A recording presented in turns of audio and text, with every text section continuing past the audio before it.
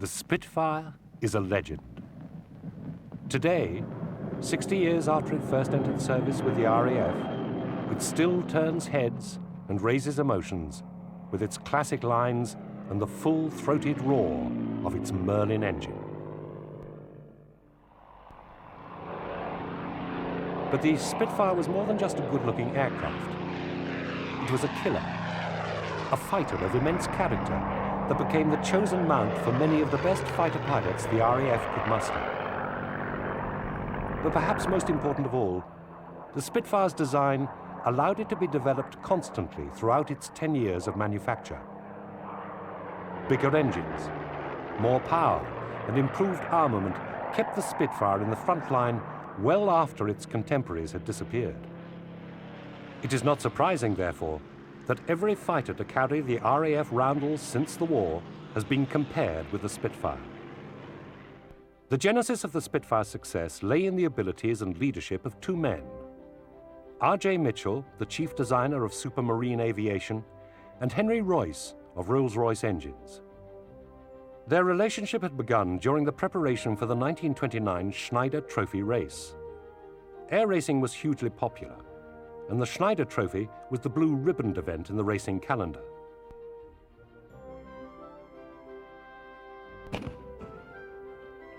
Mitchell and Royce set out to create a world beater. The Supermarine S6 won that year, and in 1931 the S6B completed the trio of wins needed to secure the trophy for Britain forever. Three factors were significant in this win. First, the 1931 victory was accomplished without any government backing. Lady Houston, the widow of a shipping magnate, stepped in and donated £100,000 from her own pocket. Second, Mitchell had almost single-handedly brought the concept of the monoplane to the forefront of British aircraft design. Finally, and most worrying to the RAF, the S6B had won the race at a speed of 340 miles an hour and went on to break the world speed record just a few days later. At 407 miles an hour, this streamlined monoplane, powered by a privately built engine, had flown around 200 miles an hour faster than the RAF's fastest frontline fighter. It left us with the design and aerodynamic knowledge to go on to high-speed aircraft. And of course from that, the Spitfire finally evolved. Since the First World War, Britain's defence budgets had been small. Hugh Trenchard, the RAF's first commander, had spent his precious pounds on building a bomber force at the expense of fighters. This had stood him in good stead throughout the 1920s, when the RAF had virtually been in control of policing the British Empire. Trenchard, however, did understand the need for fighters. Light biplane bombers had quelled local uprisings in India and Iraq with ease, and it seemed that there was no need for faster and more expensive aircraft. But in the early 1930s, Europe was far from being a continent at peace. In Germany, Adolf Hitler came to power, pulled out of the Geneva Disarmament Conference, and declared that he would rebuild the Luftwaffe. In comparison to Britain, Hitler spent enormous sums of money on new aircraft and pilot training. The German civil airline, Lufthansa, and German gliding clubs had already become breeding grounds for the pilots who would spearhead the Blitzkrieg. Meanwhile, the RAF was resting on its laurels and undertaking exercises with lumbering heavy bombers, which could easily penetrate the fighter defences at 80 miles an hour. If Britain was to have any chance in a war with Germany, then something had to happen quickly. On the 21st of October 1933, Winston Churchill spoke to the House of Commons. Germany is already well on her way to become, and must become, incomparably the most heavily armed nation in the world, and the nation most ready for war. We cannot have any anxieties comparable to the anxiety caused by German rearmament. In response to this, and the obvious warlike posture of Adolf Hitler, the British government gradually increased the defence budget. Equally important was the appointment of men such as Air Marshal Sir Hugh Dowding to positions of authority. He, amongst others, believed that not only could the bomber be stopped, but must be stopped. While the design of new monoplane bombers continued apace, he also pushed for new fighters. By 1933, Mitchell was already well advanced with the design of a new monoplane fighter in response to an Air Ministry specification. His entry was a gull-wing monoplane with a fixed undercarriage and open cockpit. It was powered by a Rolls-Royce Goshawk engine which used a complicated steam cooling device. But Mitchell was not happy. The Air Ministry ordered a biplane, the Gloucester Gladiator, and Mitchell went back to the drawing board. As Mitchell contemplated revolutionary design features to his airframe, so Rolls-Royce were designing a new privately funded engine, the PV-12. Using the research that had made the Schneider engine so successful, Rolls-Royce built a classic. New chemicals improved the fuels, and better fuels improved the superchargers. This meant that the engine could provide extra power at altitudes where normal engines ran out of steam in the thin air. New, stronger metals meant that the power could be sustained but at a fraction of the weight. The V-12 inline layout was liquid-cooled, dispensing with the complex steam cooling assembly. In its initial form, the PV-12 had a power output of around 1,000 horsepower, a radical improvement on other military engines of the day. All these factors combined to give a revolutionary power-to-weight ratio, perfect for the new monoplane fighter prototypes under construction. This new engine would soon be named the Merlin. Another great designer had also tendered for the F-730 specification and failed. Hawker's chief designer Sidney Cam had therefore decided to rip up the specification and work on a new monoplane fighter also to be powered by the PV-12. But there the similarity with Mitchell stopped. Cam's bottom line was to design a fighter that could utilize many of the jigs and tools that had been used to build the classic Hawker biplanes, the Hart light bomber, and the Fury and Demon fighters. What he came up with was the Hurricane, a classic in its own right, but an aircraft that was traditionally built with wood and fabric, and that would not stand further development. Mitchell, on the other hand, was creating an aircraft that would use new and complex manufacturing techniques. An all-metal monocoque, which held the pilot's seat and controls, was built as a separate section, with a metal engine housing in front and a metal tail section to the rear. Well, it's amazing to see how well built they were. I mean, they were built in enormous quantities, and the production of them was organised on the lines of the motor industry. It was all made of sub-assemblies that were all put together on a production line, and where parts didn't fit, there was a number of other parts in the production line or in the parts bin that you would actually put on and would fit. And we do find that from time to time, that some of the parts aren't interchangeable, but there's always enough bits around to get over the problem.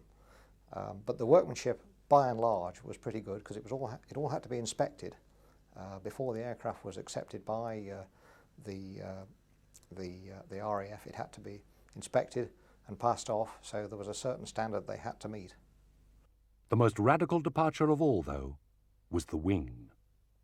It was made of steel girders of different lengths which slotted into one another. Therefore, at the wing root, where most of the strength was needed, the spar was thickest. As the wing reached the tip, the spar got thinner and lighter. Similarly, the leading edge of the wing was covered in thick metal, which became thinner towards the trailing edge. Well, there were two things that were special about the wing. First of all, it was quite a thin wing, as wings went in those days. Reginald Mitchell was a genius when it came to that, because it made the Spitfire an extremely fast aircraft.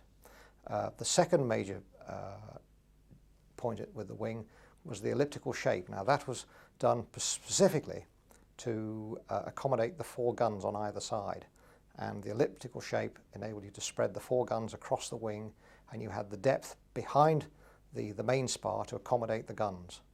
However, the wing spar itself was a nightmare to manufacture. A nightmare to produce, because all the tubes had to slot one inside the other, and then the wing was cranked. There was a bend put in the wing about a couple of feet from the root, and this was pressed in, but once that had been done, you couldn't take the tubes apart. And this is where the first problem comes, because when you take an aircraft wing to pieces and you want to inspect the main spar tubes, because of the crank in the wing, you can't get the tubes apart. And the likelihood is that today, 60 years after they were made, that all the wing spars are corroded. And most spars that are taken to pieces, although they may look okay when you look at them from the outside, if you take them apart, if you saw them apart, usually you'll find corrosion inside. So today, it's normal practice to re-spar the wings. Supermarine's lack of resources meant that most of the sections had to be put out to manufacture at other companies, causing constant headaches for the assembly teams at the Supermarine factory. On the 6th of March 1936, the new aircraft flew for the first time.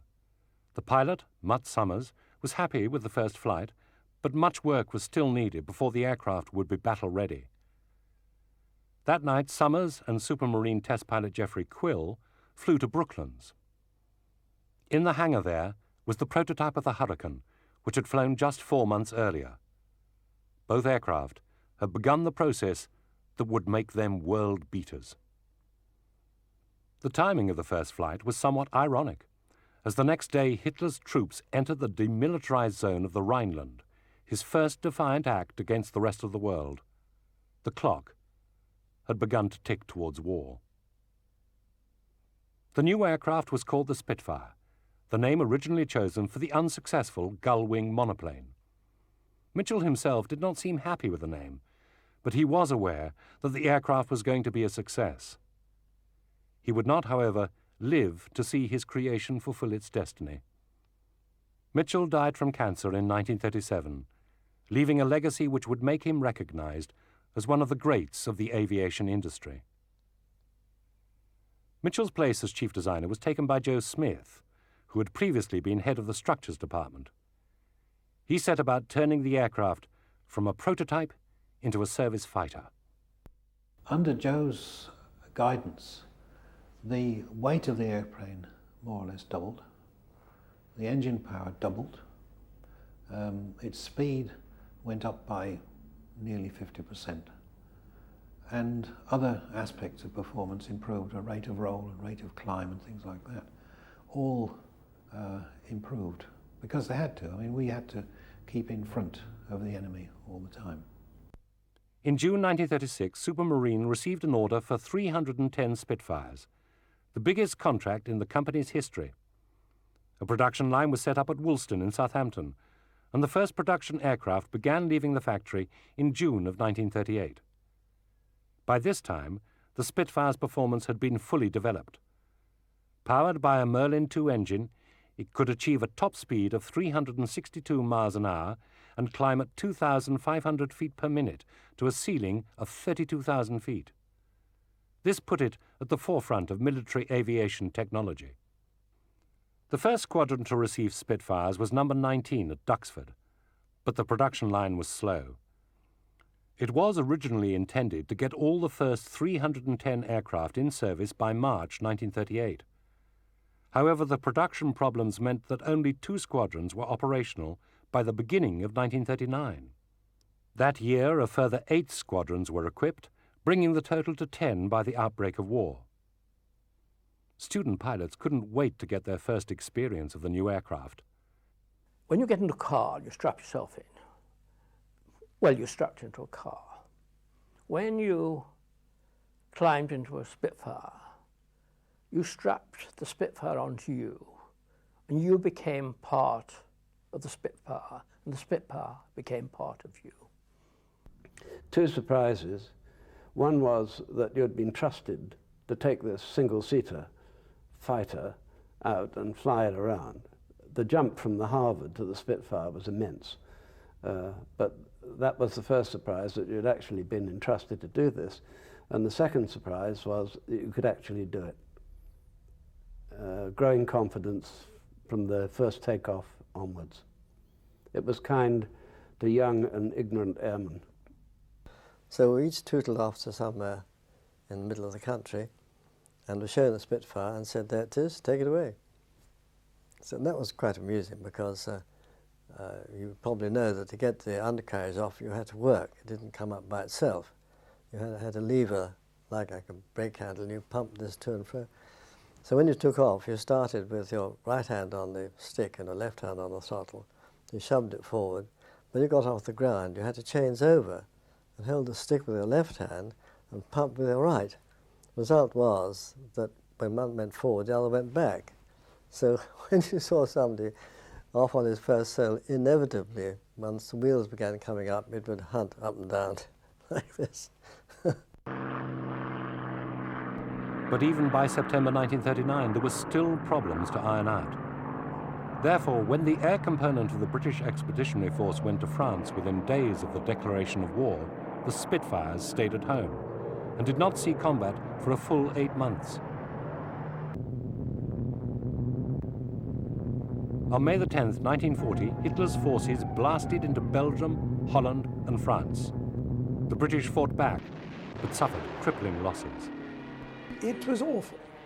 No other word to put it. You suddenly found yourself up against enormous odds. I'll give you one example. 6 of us ran into 40 Ju-87s one day.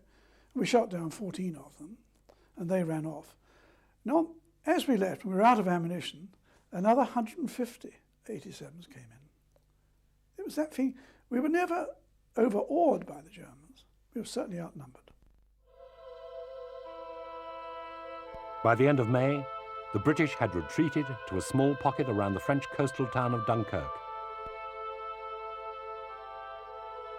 Finally, it was the turn of the Spitfires to be tested. The next few days were difficult for the RAF.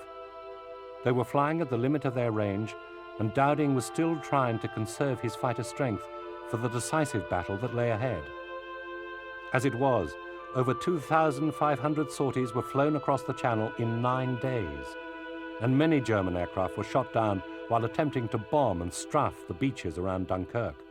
The main thing is that we were so few.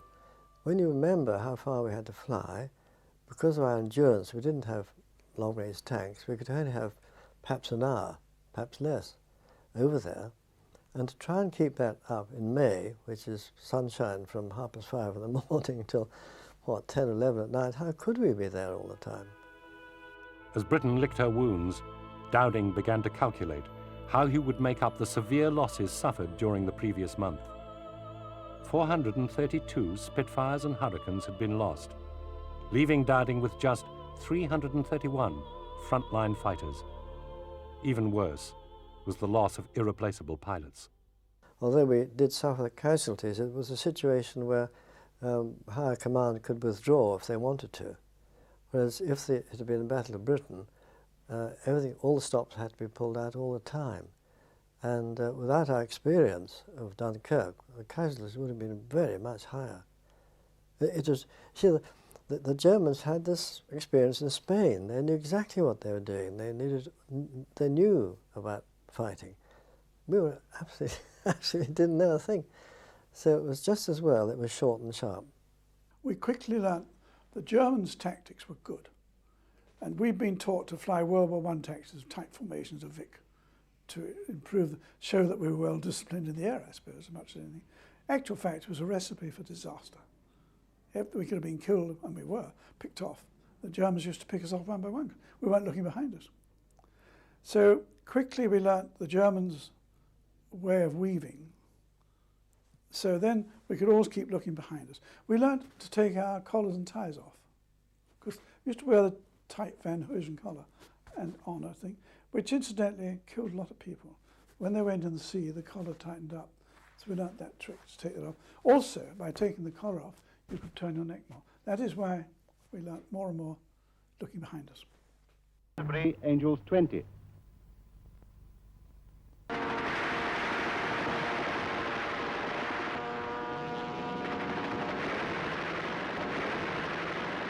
Hello, Short Jack. Keto leader calling. Tally ho, tally ho.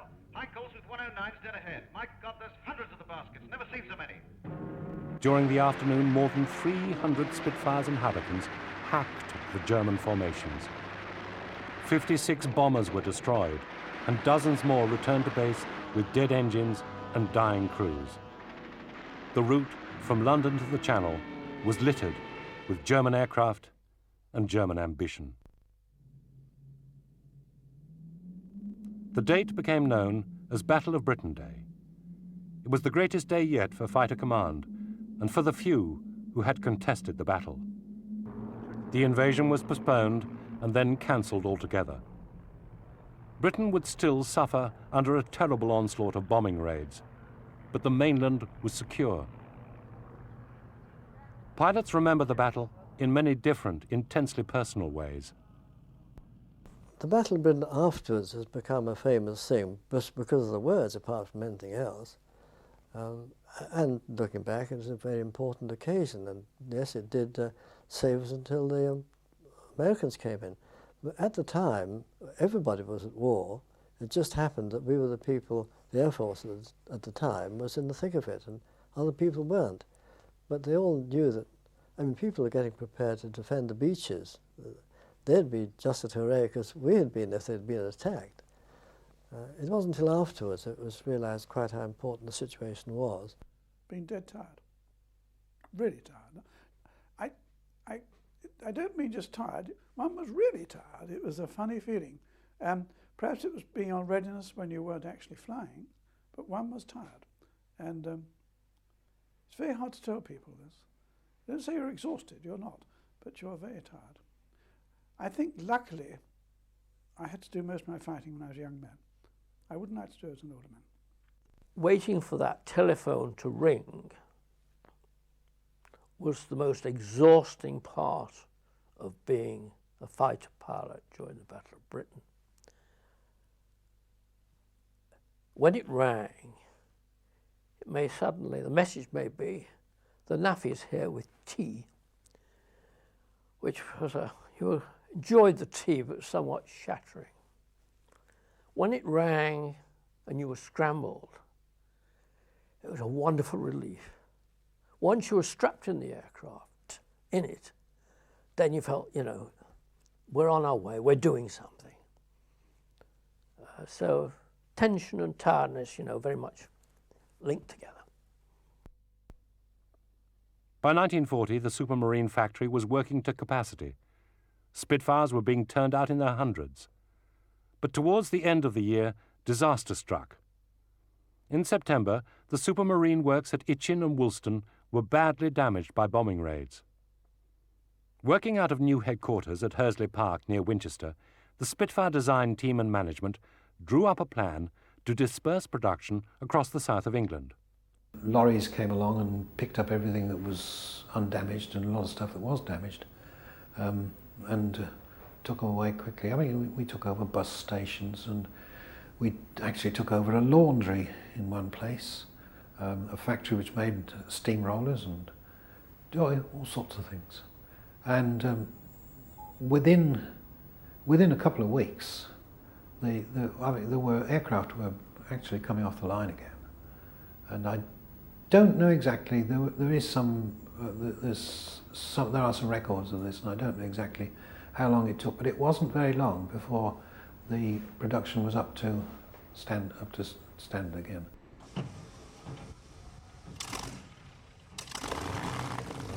The development of the Spitfire also continued at a pace.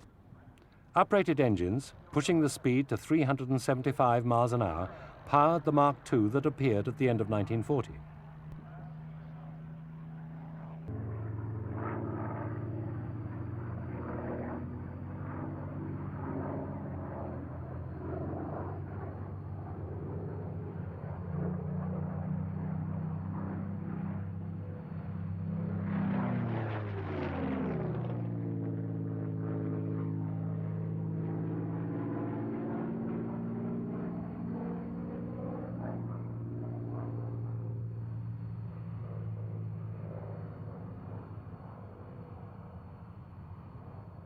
This was rapidly followed by the Mark V in February 1941. This became the most numerous of all Spitfire variants and equipped no fewer than 117 RAF squadrons in the UK and overseas.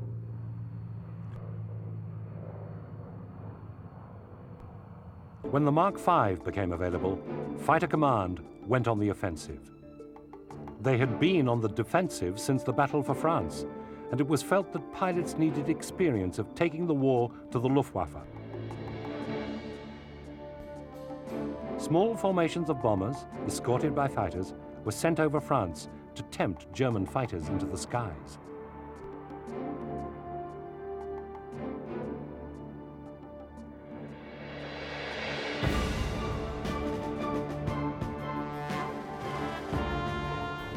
The Mark V was also the first Spitfire to carry bombs. First the Hurricane, and now the Spitfire becomes a maid-of-all work. The latest pictures of the world's finest fighter shows her adapted for close support shallow dive bombing. In its new form, carrying one 250-pound bomb and 4 cannons, the Spitfire becomes an additional threat to Axis transport, supply dumps and shipping. As yet, a South African wing composed entirely of South African pilots is the only one using these new Spitfire bombers. They have been carrying out great work both on the 8th Army Front and across the Adriatic Sea into Yugoslavia.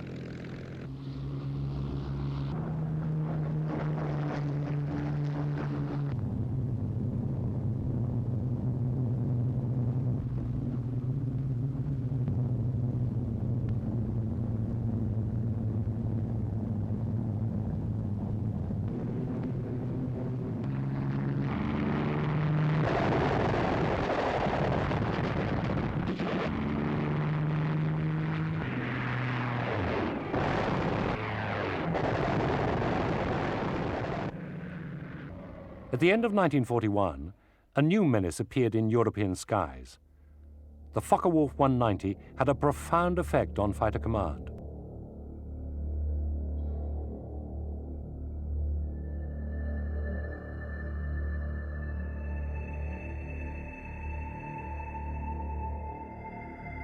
Spitfire Mark V's were lost at an alarming rate even before it was established that Germany had introduced a superior fighter. The answer was yet another Spitfire, the Mark IX. Hastily putting a new 1,660 horsepower Merlin 61 engine into a Mark V airframe, Supermarine created what was supposed to be an interim aircraft. When we got the nines with this booster on, supercharge, extra super, I mean, all of them had superchargers, there's an extra booster, but you could only bring it in at altitude. That was wonderful because you could see a 109, say, a mile away, and you knew if he didn't see you, you could catch him up. That was really satisfying. It's a wonderful feeling. I'm gaining. Of course, when you get to that stage, now the learning curve, you've completed it, and you're feeling confident, you're aware what's going on, that's when the trouble starts. That's when you start getting hit again. The Mark IX's first major operation was in support of the raid on Dieppe on August the 19th, 1942. And it was a fierce baptism of fire. 600 RAF fighters engaged hordes of FW-190s and Me109Gs in a battle the like of which had not been seen since the summer of 1940.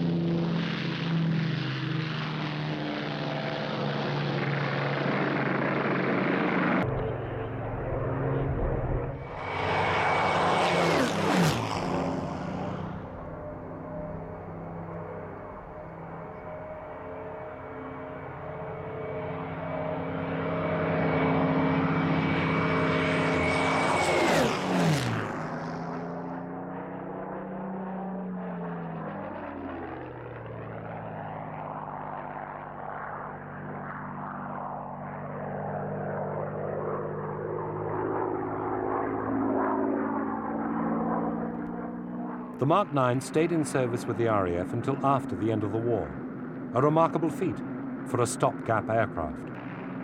By the end of 1942, it was obvious to the designers at Supermarine that the Merlin engine had come to the end of its development.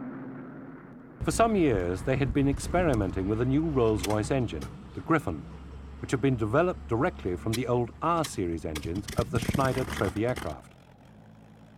Joe Smith's team began redesigning the nose of the Spitfire to accommodate the bigger engine. The definitive Griffon-engined fighter was the Mark 14, a real beast of an aircraft with a stunning performance. A top speed in level flight of 439 miles an hour and a diving speed of around 500 put it at the very limit of piston engine flight possibilities. The 14 was an extraordinary airplane. It was really so powerful. It made such a noise, even in the cockpit. It was like flying a motorbike. That was my feeling about it. You were certainly one with the aeroplane, and when you pushed the foot, really, you were moved. It was great. But it had this even worse problems with the effect on the controls. In fact, just for amusement, you had to be careful when taking off that it didn't swing, you see. So for amusement, I thought I'd work out how you could get off as quick as possible. So what I did was to, I can't remember which foot it was, supposing it was the left foot, I turned into the upwind and I put my left foot full right round like that. Then I'd open the throttle until it began to move, and then I'd keep it there, and as the speed increased, so I could get the throttle forward. So by having my foot already fully in the rudder, I was having maximum energy to get off the ground. And also, when I did that, and I opened it quickly, the wing would drop, because the wheels are fairly close together, and there was such torque, it was enough to turn the aeroplane in the opposite direction. So it was, for the size of aeroplane, it was a very powerful engine. The prowess of the Mark 14 was such that after D-Day, it was used to shoot down V-1 flying bombs that began raining down on Britain in June 1944.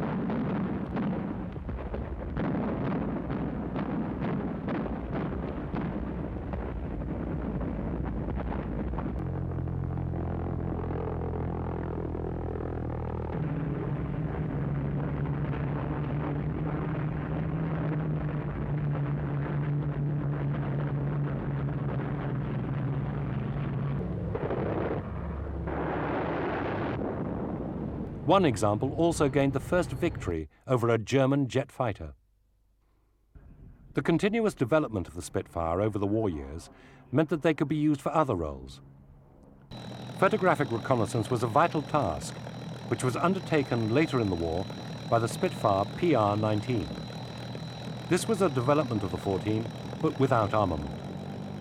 It meant that the aircraft had the space and weight to carry extra fuel in the wings, vastly improving its range. For the pilot to take advantage of the ceiling of more than 40,000 feet, one of the first pressurized cockpits was introduced. There were, however, points in the war when the Spitfire began to show its limitations. This was mainly due to two factors.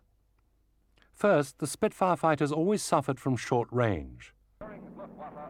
By the middle of the war, when large streams of American bombers were suffering at the hands of the German fighters, an escort fighter was desperately needed to accompany them all the way to the target and back. The Spitfire was never able to fulfill this role. Instead, it went to the North American P-51 Mustang, a superb fighter, powered by a Packard-built Merlin engine, which had a range of 1,300 miles. Second, the Spitfire was never able to get to grips with ground attack. The stress poured onto the thin wing meant that some crashed, and many went back to the factory with damaged leading edges. The prime aircraft for this role was the Hawker Typhoon, which had a massive, thick wing and could easily withstand the buffeting at low level. However, the Supermarine team continued to produce new, improved marks of Spitfire until the last, the 24, appeared in 1948. Fighter pilots, though, have definite opinions on the value of these later variants. More than 20,000 Spitfires were produced in the 10 years from 1938. 22,000 men and women were employed by Supermarine and their subcontractors to build them. Thousands of pilots flew them, and many more maintained them. But the Spitfire was a wartime aircraft, and like many others, it could so easily be remembered by a few examples in museums. But it had gained a special place in aviation history, and no one was prepared to let it die. If you compare the technical problems to a frontline fighter squadron, tornado squadron, where they have, largely speaking, everything that they need in terms of spares on the rack, it doesn't necessarily follow that we can do the same thing. Their operation is, largely speaking, they identify a fault, they change the black box, and it's solved. There are no black boxes in any of the aeroplanes which we have, and the spares are obviously rare, desirable, and can only be got on a sort of who you know, who you're prepared to exchange with basis, or can you manufacture them? Did the Air Force have the foresight to store them in the first place, and that sort of thing. And it is really, it's pure engineering rather than what frontlines largely become in terms of technical replacement. The long-term future, if I might go on to that, you can always repair airframes, that is, you know, the basic wings, fuselage, all the rest of it. You can indeed buy Spitfire main spars for the wings straight off the shelf, because there is, you know, a flourishing market in civil Spitfires. What will eventually ground it is when you can no longer refurbish the engines, because there are no acceptable replacements, and these have now gone in excess of 50 years, and you obviously can't go on forever. So that will probably be the final demise, but that is actually, we think, a fair way off in the future.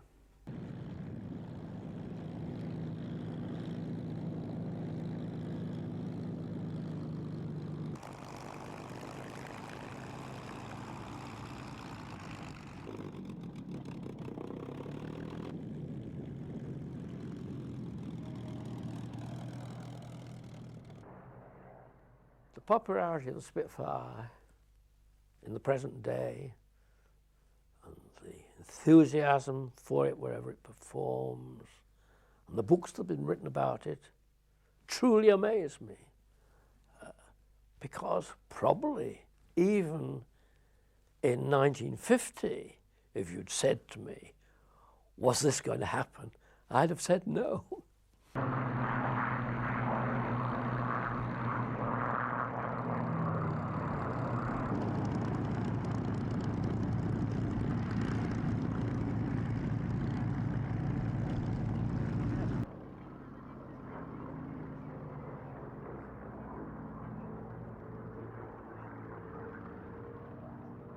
"60 years after the Spitfire entered service with the RAF, more than 50 examples are still in flying condition. Many more are under restoration. And they are still the most popular aircraft at air shows all over the world.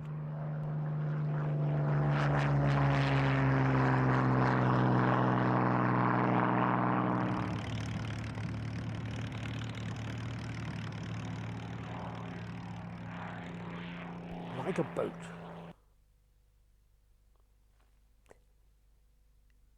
You look at it and you say, that boat can sail.